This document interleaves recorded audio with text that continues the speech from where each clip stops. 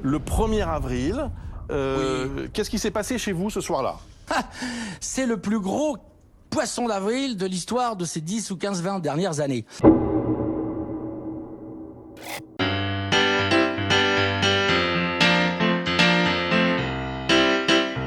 Salut, bienvenue dans cette vidéo un peu surprise en plus du matière grise de cette semaine. En gros, nous sommes mercredi matin, on la tourne, on la montre et on la publie ce soir parce que sur Twitter, vous avez été plus de 600 à me demander de faire cette vidéo et je me suis dit ok. Au début, j'ai même tweeté un truc, voici le screen d'ailleurs, de vous n'avez pas besoin de moi pour l'analyse et puis en fait si on va la faire parce que c'est marrant. Est-ce que on peut croire Pierre-Jean Chalençon quand il dit que c'est un poisson d'avril? On va analyser cette vidéo, mais plus que jamais, disclaimer. Comme d'habitude, mes vidéos analyses sont des avis quand même personnels parce que ça s'appuie sur parfois des ressentis ou parfois même des pseudosciences comme la synergologie et ça, c'est pas validé du tout par la science. Donc ça n'engage que moi. Mais là, plus que jamais, ça va être le cas parce que je vais pas analyser que le non-verbal. On va analyser beaucoup le verbal aussi, le paraverbal, enfin tout ce que dit Pierre-Jean Chalençon avec ses mots et avec son corps parce qu'il y a de la matière. Clairement, il y a de la matière. Donc regardez jusqu'au bout et puis on va voir si Pierre-Jean Chalençon a réussi à nous manipuler ou est-ce qu'il disait la vérité. C'est parti, pas de générique parce que vous l'avez déjà eu.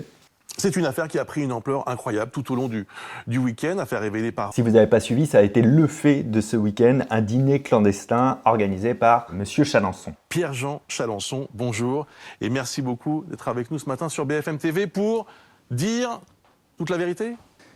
Et rien que la vérité, bien entendu, mon cher Brice. En tout cas, merci de me recevoir sur votre antenne. Posons, il y a une question simple que je vous pose tout de suite. Êtes-vous l'organisateur de dîners privés, clandestins et donc interdits? Eh bien, je vais vous répondre du tac au tac, non, je n'organise. Alors, rien que ça, ce début de réponse, pour le coup, dans l'analyse des mensonges potentiels, c'est plutôt un espèce de contournement de réponse que de dire alors, enfin, respiration. Alors, je vais vous répondre du tac au tac, eh bien non. Alors, si on veut répondre du tac au tac, on dit non direct. Alors, en général, quand on pose une question, on n'a pas besoin de se justifier à outrance. Si moi, on me dit « Est-ce que tu fais des dîners clandestins ?» Je vais te dire « Non ». Je ne vais pas te dire « Eh bien, je vais te répondre du tac au tac sans passer par 4 chemins et sans faire de détour. Alors, attention, voici la réponse incessamment sous peu. » Non. C'est trop long, c'est pas bon signe ça, Pierre-Jean. Pas de dîner, je n'organise pas de soirée, je n'organise absolument rien du tout au Palais Vivienne ou d'ailleurs ailleurs. Ça fait 15 mois que le Palais Vivienne est fermé, que mon domicile est fermé entre guillemets, j'y vis quand même. Alors là, il va être dur à analyser parce que déjà, il joue un peu ce qu'il raconte. On voit qu'il a l'habitude d'être orateur, de raconter des choses et d'avoir des gens qui l'écoutent. C'est le cas parce qu'il est collectionneur aussi et reçoit du public à qui il explique ses collections. Et en plus de ça, il a quand même beaucoup de dandinements et de gestes parasites, donc on va voir s'il y a des variations là-dedans. Mais attention, vous n'êtes pas prêts pour la suite. Moi, j'ai vu la vidéo ce week-end, vous n'êtes pas prêts. Le 1er avril, qu'est-ce qui s'est passé chez vous ce soir-là? Eh bien, mon cher Brice, je pense que, franchement, c'est le plus gros poisson d'avril de l'histoire de ces 10 ou 15, 20 dernières années. Alors, on a quand même, vous avez remarqué, un petit pléonasme physique, enfin là c'est un anti-pléonasme, il fait le nom de la tête quand il dit que c'est un poisson d'avril. Je le remets, c'est un indice, ça ne veut pas dire que ça veut vraiment dire ça, mais ça pourrait vouloir dire ça, regardez. Poisson d'avril de l'histoire de ces 10 ou 15, 20 dernières années. Voilà, quand il dit 10, 15, 20 dernières années, il est en train de faire le non de la tête. On a du mal à le croire, pour l'instant. D'habitude, je prends pas parti, mais là, c'est pas prendre parti, c'est juste dire ce qu'on voit. J'avoue que franchement, si les gens n'ont pas un peu d'humour, eh bien, ils n'ont rien compris. En tout cas, c'était un énorme poisson d'avril. Un poisson d'avril qui a... En vrai, blague à part, dans la technique de manipulation, si tant est que c'était vraiment un poisson d'avril, ce n'est pas la charge aux autres d'avoir assez d'humour pour comprendre sa blague, mais c'est à lui d'avoir des éléments permettant de comprendre que c'est une blague. Les images que vous voyez sur la droite en même temps de l'écran, on voit quand même des gens qui s'embrassent, qui dînent, etc. Si tu prépares une blague, l'intérêt d'une blague, c'est la chute. Donc tu prépares une chute. Tu prépares, par exemple, tout le monde qui avait un test PCR juste avant la soirée en train de faire une photo et avec une banderole poisson d'avril, sachant qu'en plus, et ça vous allez le voir qu'après, il va se plaindre d'avoir été infiltré, une violation de domicile, etc. À partir de ce moment-là, il va se contredire, puisque si personne n'avait constaté la blague, il n'y a pas de blague. Si on ne constate pas le poisson d'avril, il n'y a pas de poisson d'avril. Cette justification, elle est horrible, monsieur Chalençon. Il ne faut pas faire ça. Je ne pensais pas qu'il marcherait à ce point-là. D'organiser un dîner à 17h30 pour des convives, alors que voilà, c'est totalement surréaliste. Et là, il essaye de pointer en fait les incohérences. Un dîner, c'est pas à 17h30. C'est pas ça qu'on lui demande.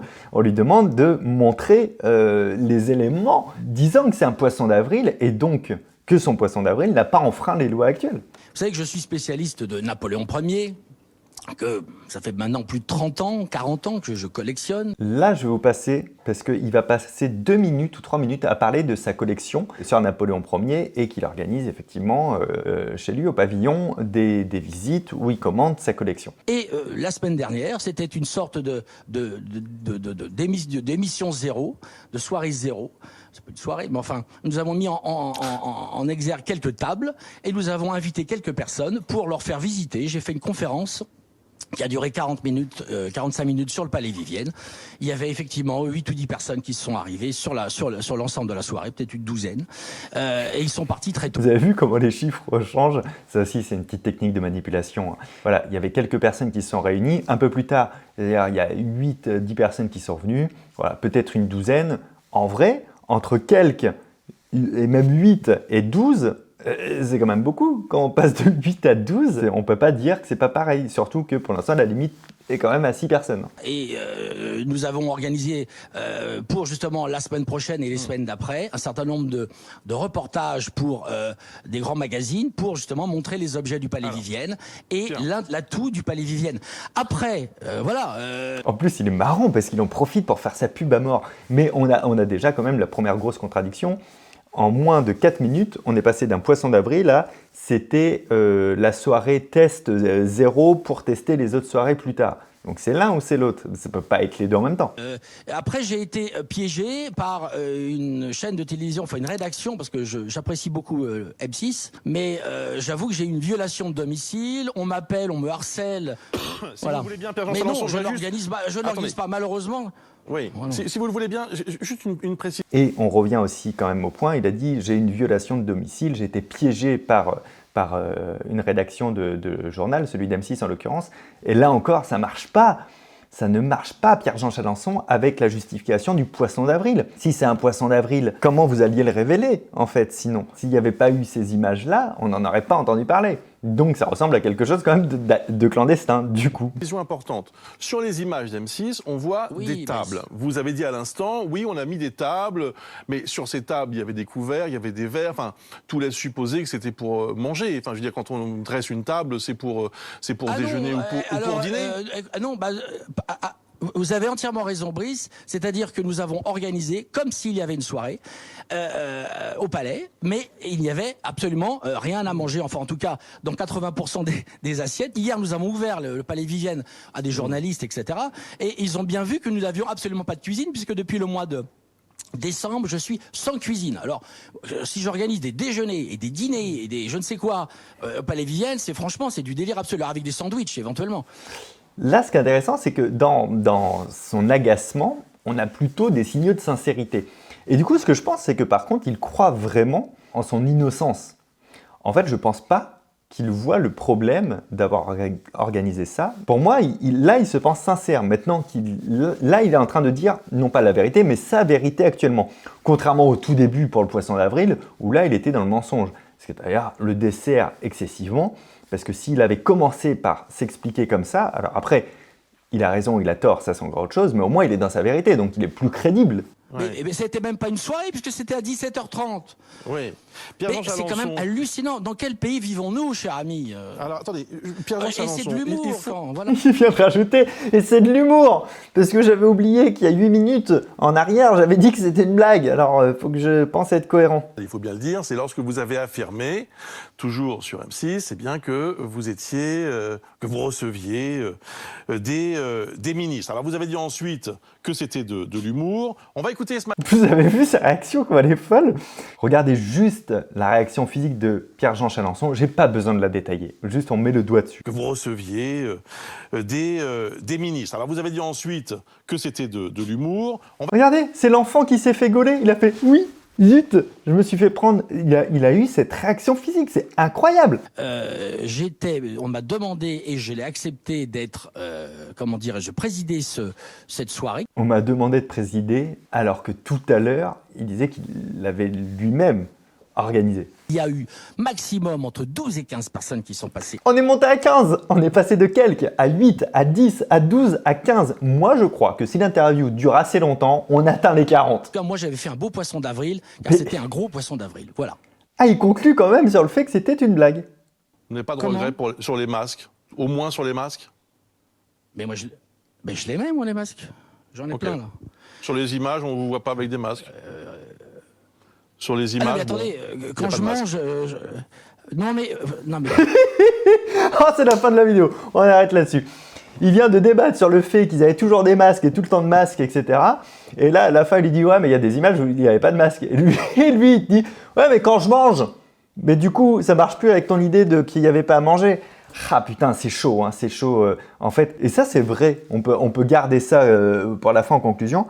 Si vous faites parler très longtemps une personne sur un sujet où elle ment, il y a de fortes chances qu'elle se contredise. Lui, en 20 minutes, il se contredit, je pense, toutes les minutes quasiment. Entre c'est le poisson d'avril, pas le poisson d'avril, il y avait à manger, il n'y avait pas à manger, il y a des cuisines, il n'y a pas des cuisines, on n'était pas nombreux, on était 15. C'est incroyable. Merci d'avoir regardé cette vidéo. Pensez à vous abonner si ce n'est pas le cas, vérifiez parce que des fois YouTube désabonne. C'est gratuit, évidemment. Vous pouvez même activer la cloche, c'est tout aussi gratuit et c'est important pour ne pas rater les prochaines vidéos.